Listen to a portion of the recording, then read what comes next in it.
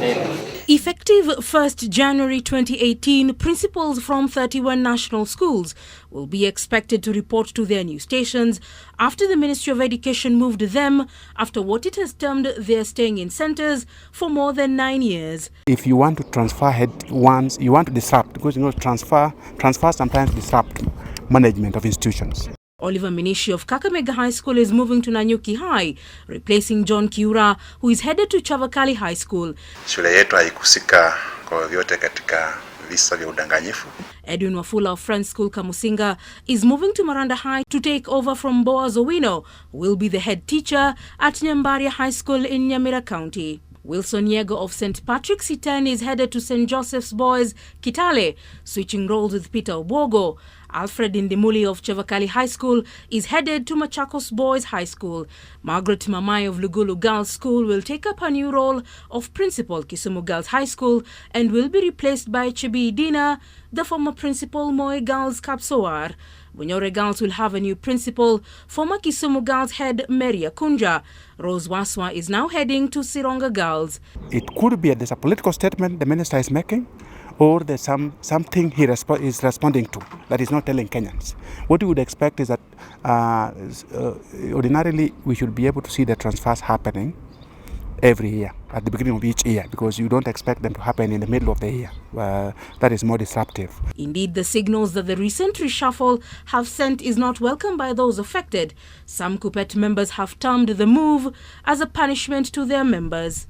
In other words, we are seeing this one as a project or an exercise that is doomed to fail if it is not well considered, if it is not well sat down and thought of.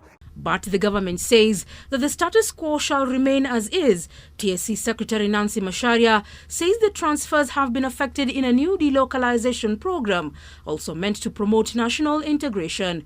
According to a statement from the Commission, this is also meant to ensure that fresh ideas are infused into institutions after long stay of some head teachers in some schools. We are not going to allow any of our teacher who is serving in a tiny decimal school in interior part of our county to be subjected to go to other parts of the region without necessary consideration. You considerate and you remunerate them well, then we are going to support the idea. You don't remunerate them well, you don't give them disturbance allowance, you don't give them displacement allowance, we are not going to allow it to happen. A total of 557 individuals have been moved or taken up fresh appointments.